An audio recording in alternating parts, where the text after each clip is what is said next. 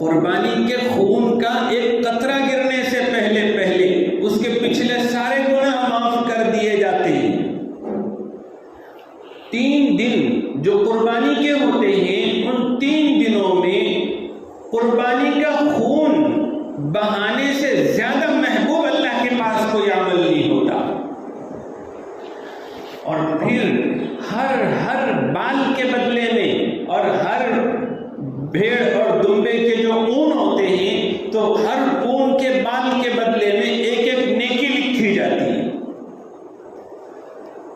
خون کے باقی قطروں کے ذریعے سے درجے بلند کیے جاتے ہیں۔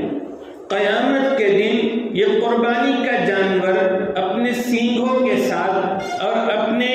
بالوں کے ساتھ اور اپنے کھروں کے ساتھ یہ اللہ کے حضور پیش کیے جائیں گے، اور بعض روایتوں میں ہے کہ میزان عمل میں تولے بھی جائیں گے، اور اس کا کئی گنا زیادہ